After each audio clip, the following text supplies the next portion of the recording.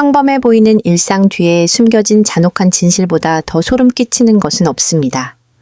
1996년 한 평온한 마을을 뒤흔든 사건이 발생했습니다.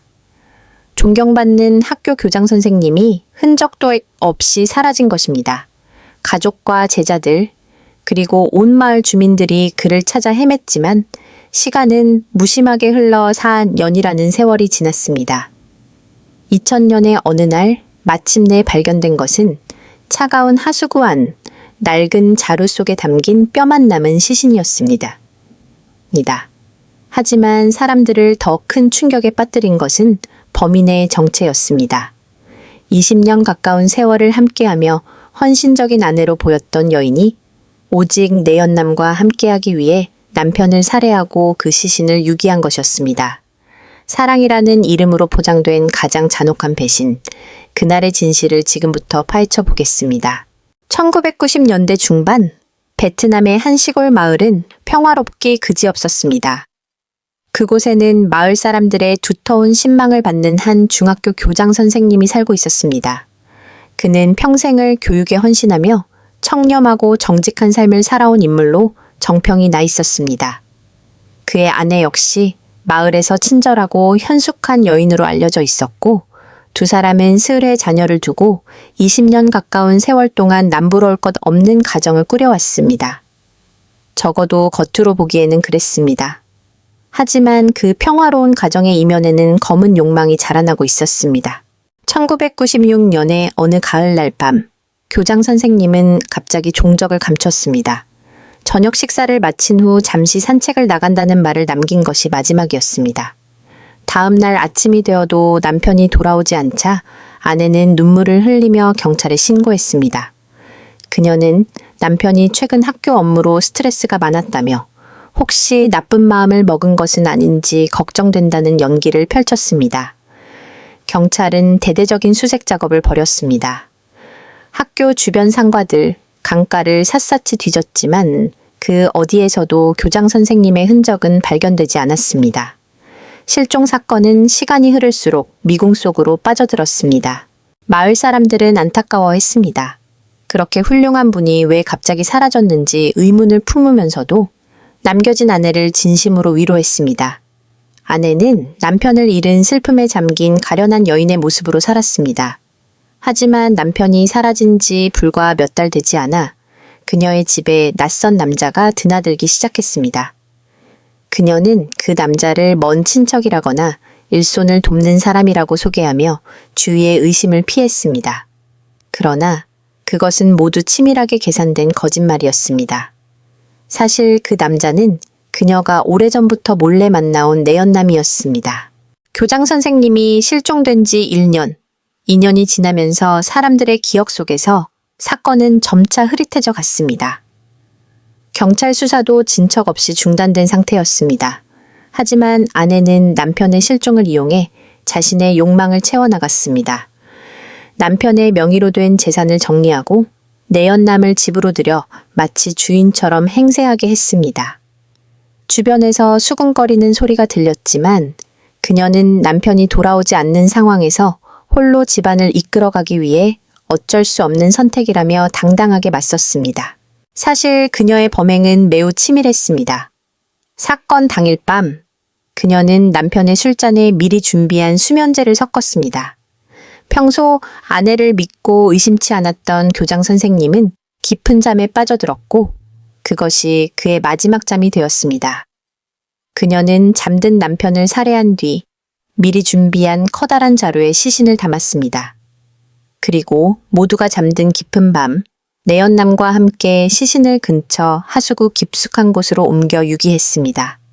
하수구는 비가 오면 물이 차오르고 오물이 쌓이는 곳이라 냄새가 나도 사람들이 의심하지 않을 것이라 판단한 것입니다. 그녀는 남편이 살해된 직후에도 태연하게 일상생활을 이어갔습니다. 심지어 남편의 생일이나 제삿날이 되면 정성스럽게 음식을 차리며 눈물을 보이는 등 완벽한 알리바이를 만들었습니다. 사람들은 그녀의 연기에 속아 넘어갔고 누구도 그녀가 남편을 죽였다고는 상상조차 하지 못했습니다. 하지만 진실은 영원히 숨겨질 수 없는 법입니다. 시간이 흐르며 하수구 안에 방치되었던 자루는 서서히 부식되기 시작했고 그 안에 담긴 비밀이 세상 밖으로 나올 준비를 하고 있었습니다. 이 사건의 배경이 된 1996년은 통신 기술이나 과학 수사가 지금처럼 발달하지 않았던 시기였습니다. CCT, 비는커녕 지문 채취나 DNA 분석도 초기 단계였기에 범인은 증거만 인멸하면 완전 범죄를 저지를 수 있다고 믿었습니다. 그녀는 남편의 옷가지와 소지품을 모두 불태우고 집안 곳곳에 남은 흔적을 지웠습니다. 그리고 남편이 마치 스스로 가출한 것처럼 분위기를 조성했습니다. 하지만 그녀가 간과한 것이 있었습니다. 그것은 바로 사람들의 눈과 시간의 흐름이었습니다. 경찰은 즉시 현장을 봉쇄하고 수사에 착수했습니다. 시신과 함께 발견된 유류품들을 확인한 결과 그것은 1996년에 실종된 교장 선생님의 것임이 분명해졌습니다. 마을은 다시 한번 큰 충격에 휩싸였습니다. 단순히 실종된 줄 알았던 교장 선생님이 그렇게 비참한 모습으로 발견되자 사람들은 분노와 슬픔에 잠겼습니다. 그리고 경찰의 수사망은 자연스럽게 가장 가까운 인물, 바로 그의 아내에게 향하기 시작했습니다. 남편이 실종된 지 4년 만에 하수구에서 발견된 시신은 마을 전체를 공포와 경악으로 몰아넣었습니다. 시신은 이미 백골화가 진행되었지만 유골 옆에 남아있던 가죽 지갑과 안경, 그리고 낡은 시계는 그것이 실종된 교장 선생님임을 명확히 가리키고 있었습니다. 경찰은 즉시 이 사건을 단순 실종에서 살인사건으로 전환하고 전면적인 재수사에 착수했습니다. 그리고 수사의 초점은 자연스럽게 남편이 사라진 날 가장 가까이 있었던 인물, 바로 아내에게 맞춰졌습니다. 사실 마을 사람들은 지난 4년 동안 아내의 행보에 대해 휴시해하며 의문을 제기해 왔습니다. 남편이 실종된 지 얼마 지나지 않아 한 남자가 그녀의 집을 안방처럼 드나들기 시작했기 때문입니다.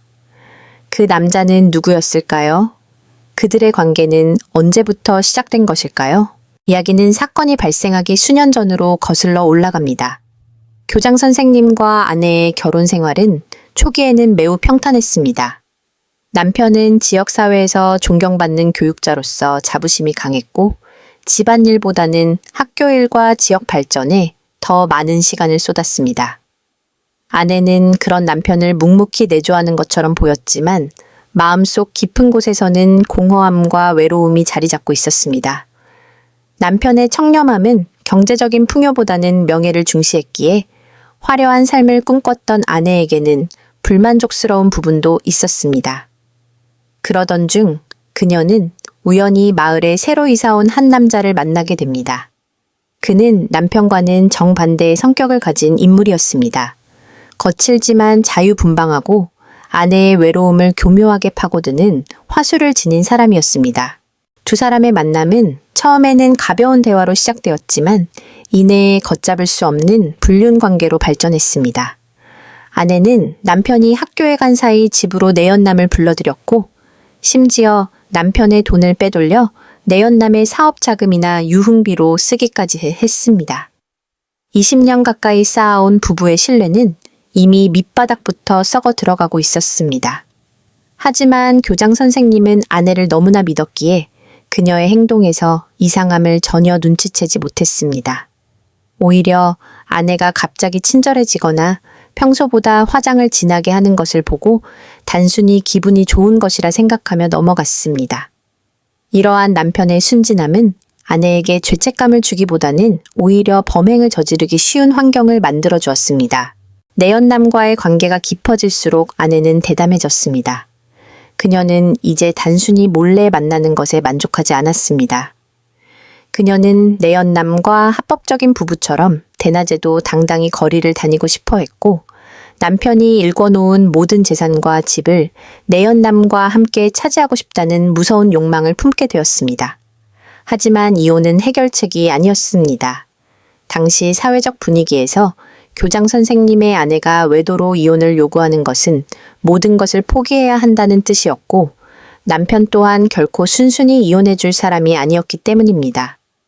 결국 그녀의 머릿속에는 오직 한 가지 생각만이 남게 되었습니다. 남편이 사라져야만 내가 자유로워질 수 있다는 끔찍한 결론이었습니다. 그녀는 내연남과 함께 구체적인 살해 계획을 세우기 시작했습니다.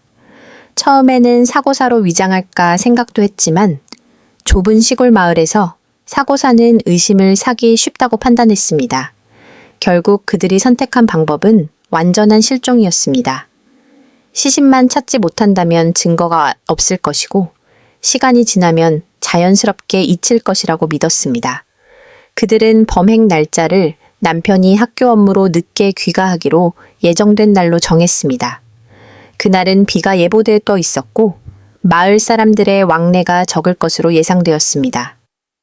아내는 남편을 맞이하기 위해 정성스럽게 저녁 식사를 준비하는 척하며 약국에서 미리 구해둔 강력한 수면제를 음식과 술에 섞었습니다. 남편이 귀가했을 때 아내는 평소보다 더 환한 미소로 그를 맞이했습니다. 학교 일에 지친 남편은 아내가 권하는 술을 의심 없이 마셨고 얼마 지나지 않아 식탁에 엎드린 채 깊은 잠에 빠져들었습니다. 이것이 그들의 20년, 결혼 생활의 마지막 저녁 식사였습니다. 남편이 완전히 의식을 잃은 것을 확인한 아내는 대기하고 있던 내연남을 집 안으로 불러들였습니다. 두 사람은 일말의 가책도 없이 남편을 살해했습니다. 20년을 함께 살며 자식을 키우고 희로애락을 나눴던 남편에 대한 예의나 동정심은 그들의 눈먼 욕망 앞에 아무런 힘을 발휘하지 못했습니다. 범행 직후 그들은 시신을 처리하는 문제에 직면했습니다. 원래는 멀리 떨어진 산에 묻으려 했으나 비가 내리는 밤에 시신을 옮기는 것은 너무 위험했습니다. 그때 내연남이 제안한 곳이 바로 마을 변두리에 있는 대형 하수구였습니다. 그곳은 워낙 깊고 어두운 데다 평소에도 악취가 심해 사람들이 근처에 가기 싫어하는 장소였습니다.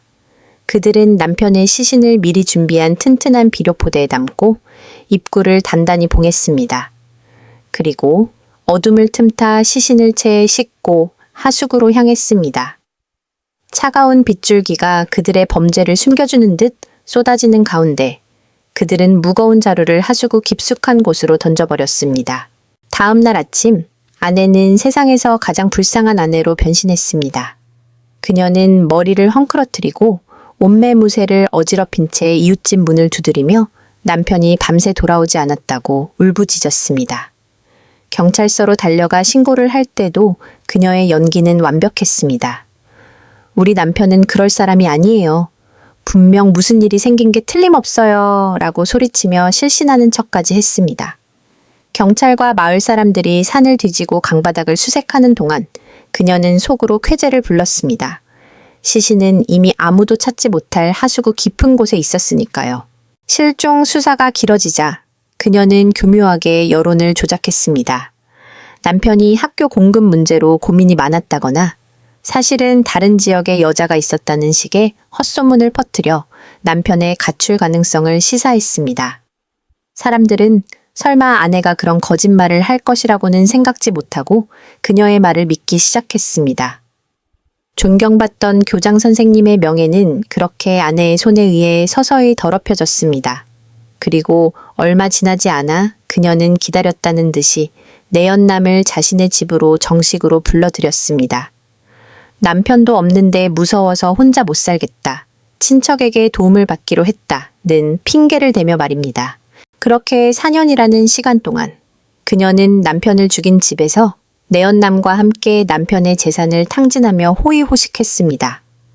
마치 처음부터 남편이라는 존재는 세상에 없었던 것처럼 그녀의 일상에서 남편의 흔적은 지워져 갔습니다.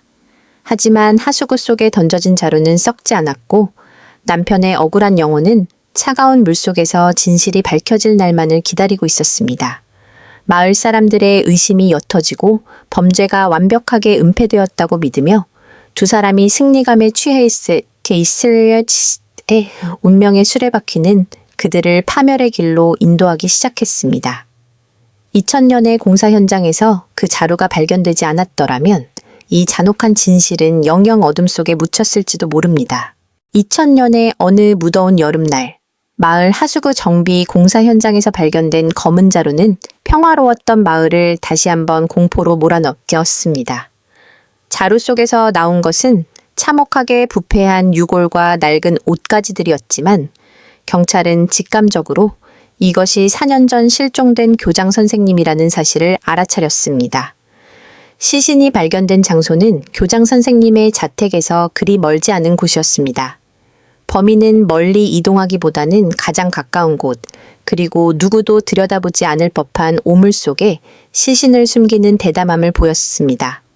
하지만 시간이 흐르며 하수구 바닥에 쌓였던 퇴적물이 씻겨 내려가고 공사가 시작되면서 감춰졌던 악마의 흔적이 세상 밖으로 밀려나온 것입니다. 경찰은 즉시 시신을 국립과학수사연구소로 보냈습니다. 비록 4년이라는 시간이 흘러 근육과 피부는 사라졌지만 유골에는 범행의 흔적이 고스란히 남아 있었습니다.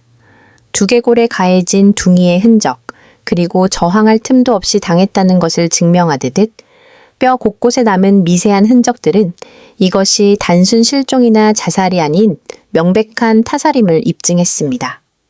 특히 시신과 함께 발견된 옷 주머니 안에서는 잉크가 번져 형체를 알아보기 힘들지만 교장 선생님의 직인이 찍힌 서류 조각이 발견되었습니다.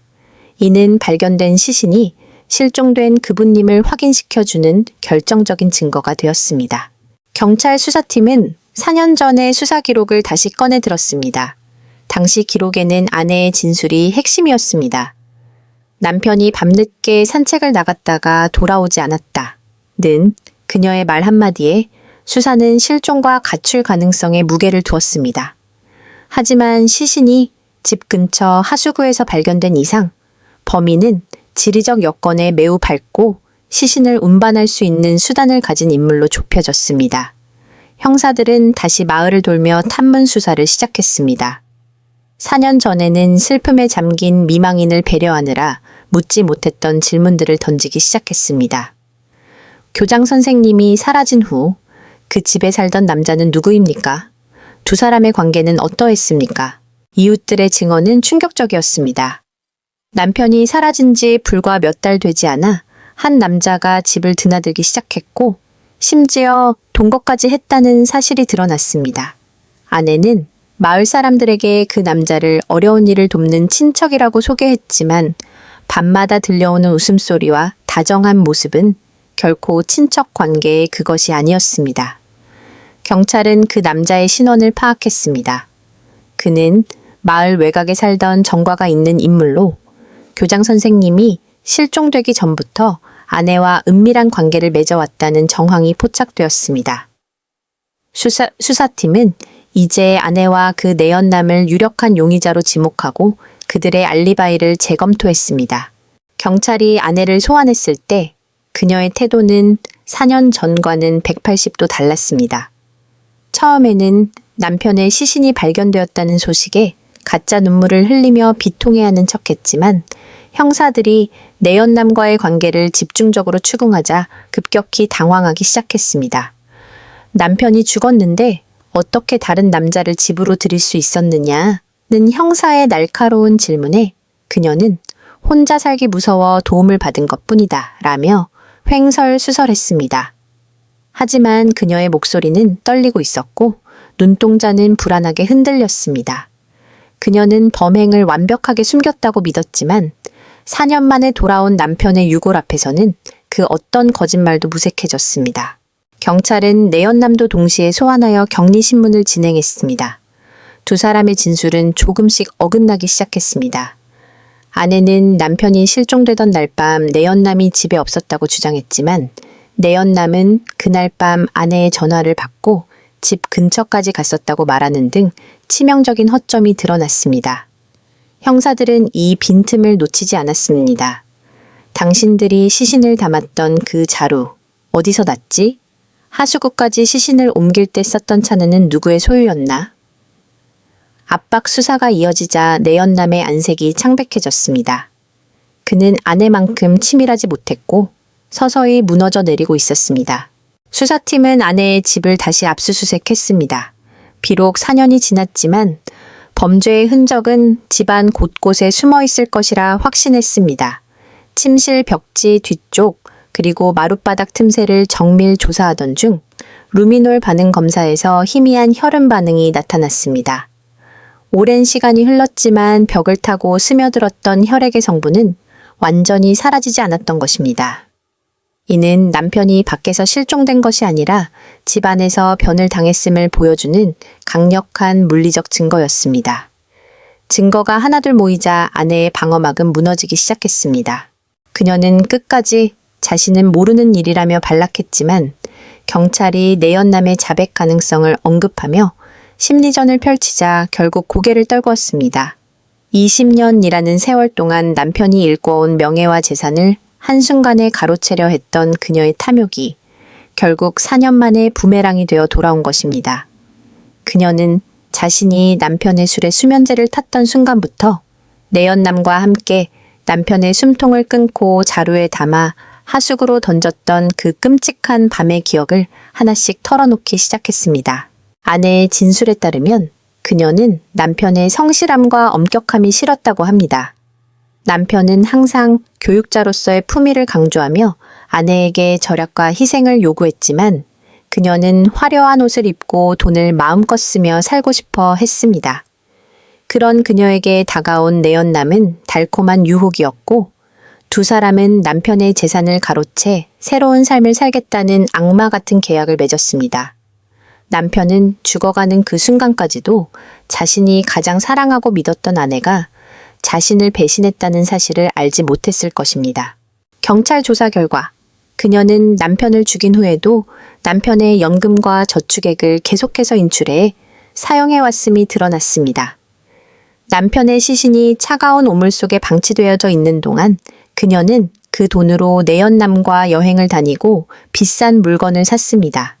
심지어 남편의 제자들을 만날 때면 선생님이 돌아오시면 참 좋아하실 텐데 라며 가식적인 그리움을 내비치기도 했습니다. 마을 사람들은 그녀의 이중성에 치를 떨었습니다.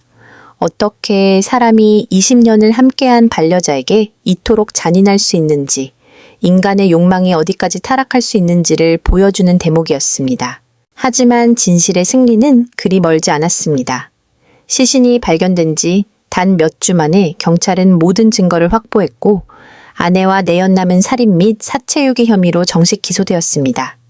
4년 전 실종 신고를 하며 눈물을 흘리던 그녀의 모습은 이제 법정에서 수의를 입은 초라한 살인자의 모습으로 바뀌었습니다. 교장 선생님의 유가족과 제자들은 법정 밖에서 오열하며 그녀에게 엄벌을 내릴 것을 촉구했습니다. 억울하게 죽어간 고인의 넋을 기리기 위해서라도 법의 심판은 엄격해야 했습니다. 이제 이야기는 법정에서의 치열한 공방과 그들에게 내려진 최종 판결, 그리고 이 비극적인 사건이 우리 사회에 남긴 교훈을 향해 달려갑니다. 마침내 법정에선 아내와 내연남의 모습은 마을 사람들에게 다시 한번 큰 충격을 안겨주었습니다. 4년 전 남편을 잃고 시리에 빠져 동정표를 얻던 가련한 여인의 모습은 온데간데 없었습니다. 그녀는 수의를 입고 고개를 숙이고 있었지만 재판이 시작되자 자신의 죄를 축소하기 위해 비겁한 변명을 늘어놓기 시작했습니다. 그녀의 변호인은 그녀가 오랜 시간 남편의 가부장적인 태도와 엄격한 훈육 아래에서 정신적인 고통을 받아왔으며 내연남은 그 고통에서 탈출하기 위한 유일한 안식처였다고 주장했습니다. 즉, 이 살인은 계획적인 범죄가 아니라 우발적인 사고였다는 주장이었습니다. 하지만 검찰 측의 방역은 매서웠습니다. 검찰은 아내가 남편이 실종되기 수개월 전부터 치밀하게 수면제를 구입한 내역과 남편 명의의 재산을 현금화하기 위해 백방으로 알아보고 다녔던 증거들을 제시했습니다. 특히 살해 직후 시신을 바로 유기하지 않고 집안에 잠시 보관했다가 비가 오는 날을 골라 하수구로 옮긴 점은 이 범행이 얼마나 냉혹하고 치밀하게 설계되었는지를 여실히 보여주었습니다. 검사는 법정에서 이렇게 외쳤습니다. 피고인은 20년 동안 자신을 믿고 사랑해준 남편을 오직 돈과 쾌락을 위해 도구처럼 버렸습니다. 이것이 과연 인간이 할 수 있는 일입니까? 재판 과정에서 밝혀진 범행 당일의 재구성은 더욱 참혹했습니다. 아내는 남편이 수면제에 취해 정신을 잃자 내연남에게 직접 신호를 보냈습니다. 두 사람은 남편의 목을 졸라 살해한 뒤 시신이 자루에 잘 들어가도록 신체를 훼손하려 했던 정황까지 드러났습니다. 하지만 차마 거기까지는 하지 못하고 무거운 시신을 억지로 자루에 구겨 넣었습니다. 그 과정에서 남편의 유골 중 일부가 골절된 흔적이 발견되었는데 이는 죽은 뒤에도 남편에게 가해진 잔인한 폭력이었습니다. 방청석에 앉아있던 교장 선생님의 유가족과 제자들은 이 대목에서 참지 못하고 통곡했습니다. 내연남 또한 자신의 잘못을 아내에게 떠넘기기에 급급했습니다. 그는 아내가 자신을 유혹했으며 남편을 죽이지 않으면 함께 죽자고 협박했기 때문에 어쩔 수 없이 가담했다고 주장했습니다. 사랑을 맹세하며 남편을 죽였던 두 사람은 이제 법정에서 서로를 비난하며 추악한 진흙탕 싸움을 벌였습니다.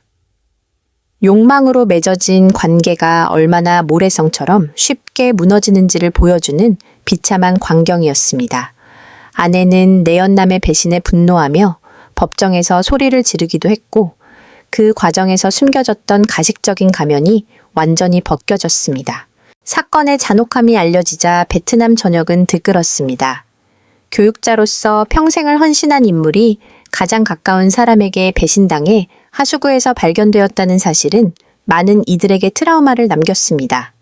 특히 교장 선생님이 생전에 학생들에게 가르쳤던 도덕과 신애라는 가치가 그의 아내에 의해 무참히 짓밟혔다는 점이 대중의 분노를 자극했습니다. 사람들은 그녀에게 사형을 선고해야 한다고 목소리를 높였습니다. 그녀가 4년 동안 마을 사람들 앞에서 흘렸던 눈물은 모두 악마의 영이었으며 그녀가 차린 제사상은 고인을 모독하는 행위였다는 비판이 쏟아졌습니다. 수사 과정에서 추가로 드러난 사실은 더욱 경악스러웠습니다.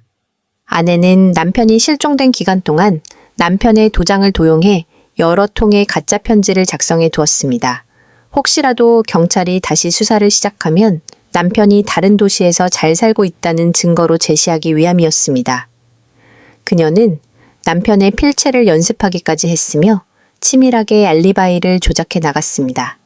4년이라는 시간은 그녀에게 죄책감을 씻어낼 시간이 아니라 범죄를 완벽하게 은폐하고 남편의 존재를 사회적으로 말살하기 위한 시간이었습니다. 하지만 그녀가 계산하지 못한 것은 시간의 힘이었습니다. 하수구는 영원히 닫혀 있는 무덤이 아니었습니다. 자연의 흐름과 도시의 변화는 그녀가 꼭꼭 숨겨두었던 검은 자루를 다시 지상으로 밀어 올렸습니다. 그녀는 물이 모든 것을 씻어내고 부패시켜 증거를 없애줄 것이라 믿었지만 오히려 차가운 하수구 물은 시신의 일부 증거를 보존해 주었고 범인의 흔적을 간직하고 있었습니다.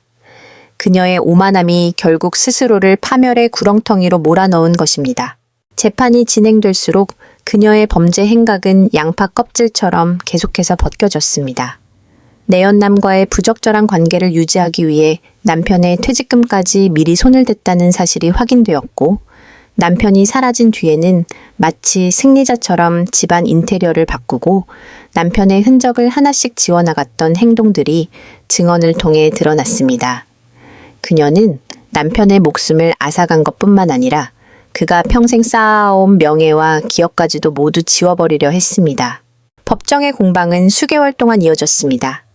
아내는 때때로 정신질환을 주장하며 감형을 시도하기도 했지만 전문의들의 감정 결과 그녀는 지극히 정상적이고 치밀한 상태에서 범행을 저질렀음이 판명되었습니다. 그녀의 눈물은 자신을 향한 동정심에서 비롯된 것일 뿐 죽은 남편에 대한 참회는 단 한 방울도 섞여 있지 않았습니다. 유가족들은 그녀의 뻔뻔한 태도에 치를 떨며 인간의 탈을 쓰고 어떻게 저럴 수 있느냐며 울부짖었습니다. 이제 재판은 최후 진술만을 남겨두게 되었습니다. 검찰은 사회적 경종을 울리기 위해 법정 최고형을 구형할 준비를 마쳤습니다. 마을 사람들은 법정 밖에서 엄중한 처벌을 요구하는 시위를 벌였고 전국 각지에서 이 사건의 결과를 주시했습니다. 가장 신성해야 할 가정이라는 울타리 안에서 벌어진 이 참혹한 배극은 과연 어떤 결말을 맞이하게 될까요?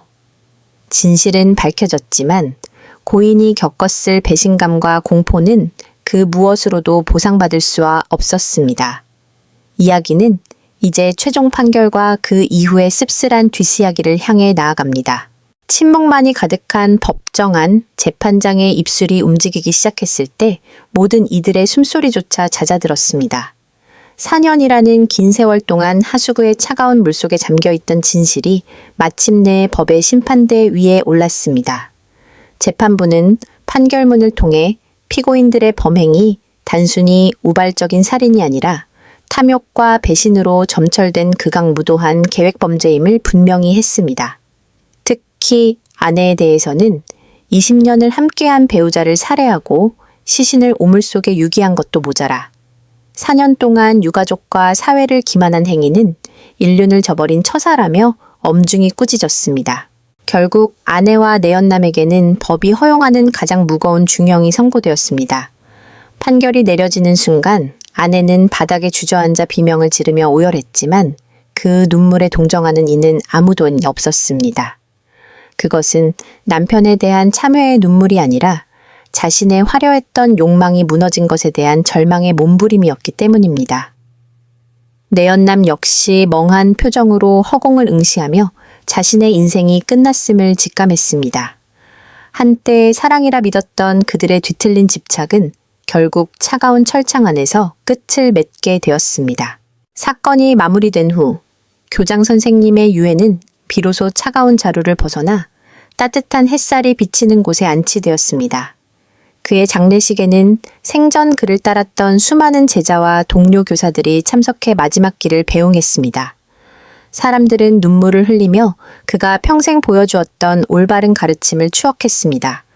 비록 그의 마지막은 비참하고 억울했지만 진실이 밝혀짐으로써 그의 명예만은 온전히 회복될 수 있었습니다.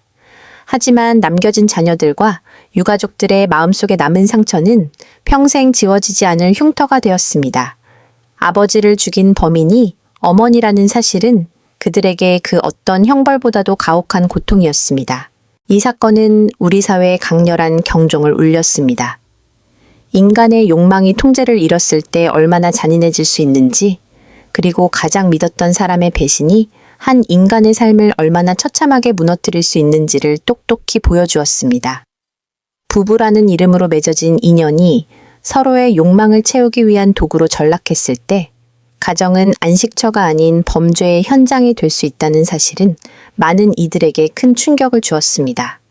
또한 4년이라는 시간 동안 범죄를 은폐할 수 있다고 믿었던 범인들의 오만함은 결국 자연과 시간 앞에 무릎을 꿇었습니다. 하늘이 알고 땅이 안다는 옛말처럼 진실은 결코 영원히 잠들지 않는다는 것을 이 사건은 증명해 보였습니다.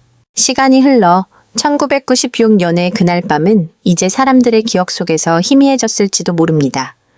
하지만 하수구 속에서 발견된 그 낡은 자루의 이야기는 여전히 우리 곁을 맴돌며 속삭입니다. 진정한 행복은 타인의 희생이나 부정한 욕망 위에 세워질 수 없다는 것을 말입니다. 교장 선생님의 비극적인 죽음이 헛되지 않으려면 우리는 우리 주변의 소중한 인연들을 되돌아보고 진실한 관계의 가치를 다시금 되새겨야 할 것입니다. 욕망의 늪에 빠져 소중한 것을 잃어버리는 어리석음을 범하지 않기를, 그리고 억울하게 떠난 고인이 저 세상에서는 부디 평온하기를 진심으로 기원합니다. 오늘 준비한 이야기는 여기까지입니다. 20년의 세월을 함께한 아내의 잔혹한 배신, 그리고 4년 만에 밝혀진 하수구 속의 진실. 여러분은 이 사건을 보며 어떤 생각이 드셨나요? 인간의 탐욕이 빚어낸 이 비극이 우리에게 주는 교훈을 잊지 말아야겠습니다. 오늘 영상이 유익하셨거나 느끼신 점이 있다면 댓글로 자유롭게 의견을 나눠주세요. 여러분의 소중한 의견은 더 좋은 영상을 만드는 큰 힘이 됩니다. 마지막으로 아직 저희 채널을 구독하지 않으셨다면 지금 바로 구독과 좋아요, 그리고 알림 설정까지 부탁드립니다. 여러분의 작은 관심이 진실을 알리는 목소리에 큰 힘이 됩니다. 다음 시간에도 더 깊이 있고 충격적인 진실을 담은 사건 이야기로 다시 찾아뵙겠습니다. 지금까지 시청해주셔서 진심으로 감사합니다. 건강하고 평안한 하루 되시길 바랍니다.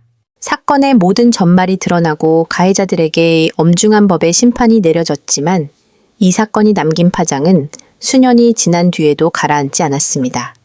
2000년 여름, 그 차가운 하수구 속에서 발견된 것은 단순한 유골이 아니라 우리 사회의 가장 밑바닥에 숨겨져 있던 인간성의 실종이었기 때문입니다. 사람들은 묻기 시작했습니다. 무엇이 20년을 함께한 아내를 그토록 잔인한 살인마로 만들었는가? 그리고 왜 우리는 4년이라는 긴 시간 동안 그 뻔뻔한 연기에 속아 넘어갈 수밖에 없었는가? 교장 선생님의 죽음은 한 개인의 비극을 넘어 지역 사회 전체에 깊은 상실감을 안겨주었습니다. 그가 평생을 바쳐 가르쳤던 제자들은 스승의 마지막이 그토록 비참했다는 사실에 밤잠을 설쳤습니다. 학교 앞에는 그를 기리는 작은 추모비가 세워졌고 매년 그가 실종되었던 날이 오면 많은 이들이 찾아와 헌화하며 그의 고결했던 삶을 기렸습니다.